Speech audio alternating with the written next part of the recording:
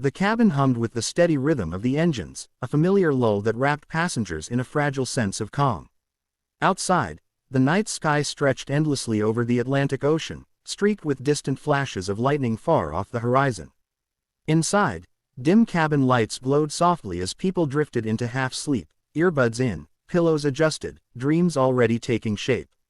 Somewhere among them, in row 10, a young woman slept with her head leaned gently against the window, unaware that fate was about to wake her in the most unexpected way. Then, the intercom crackled to life.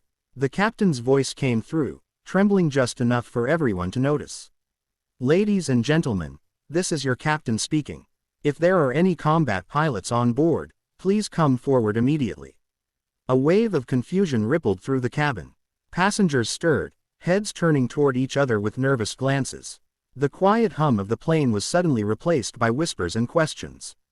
"Did he say combat pilot? What's happening? Is this some kind of joke?" In row 10, the woman stirred. Her name was Elena Carter, 29 years old.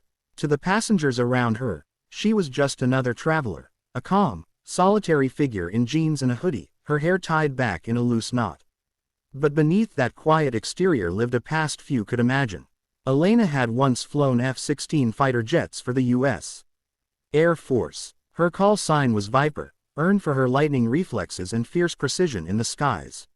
She had left the service 2 years earlier after a mission went terribly wrong, one that had cost lives she could never forget. When she boarded this flight, she was escaping noise, the noise of memory, the weight of loss.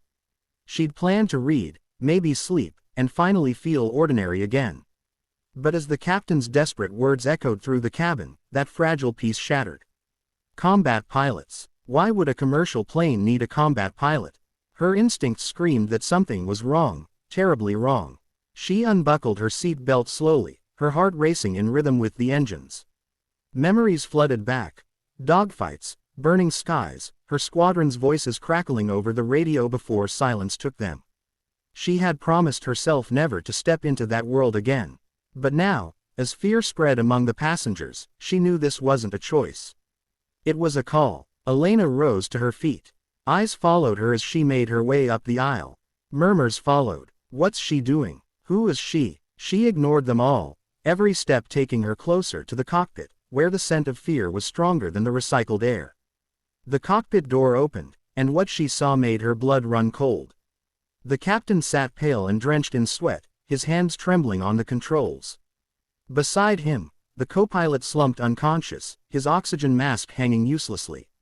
Alarms blared across the control panel, red lights flashing in chaos. The aircraft shook violently as lightning cracked outside the window.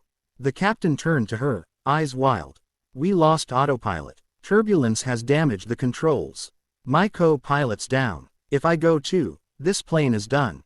Elena didn't hesitate. Her training took over. She slid into the co-pilot's seat, scanning the instruments as her mind adjusted to the unfamiliar layout. Commercial jets weren't fighter planes, but flight was flight. The language of the sky hadn't changed. "I can do this," she said firmly. The captain blinked, disbelief mingled with hope. "Who are you?" She looked straight ahead, hands gripping the yoke. "Call sign Viper. U.S. Air Force. Retired." Outside, the storm grew savage, wind tearing at the wings as lightning flashed white across the clouds. In the cabin, passengers screamed as oxygen masks dropped. The plane pitched violently, and baggage spilled from the overhead compartments. Through it all, Elena's breathing steadied. She had danced with death in the skies before. This was just another storm, another enemy to outfly. Left engine fluctuating, she muttered. Hydraulics failing, the captain warned. "Then we fly like a crippled bird," she said calmly, adjusting power, her voice sharp and steady.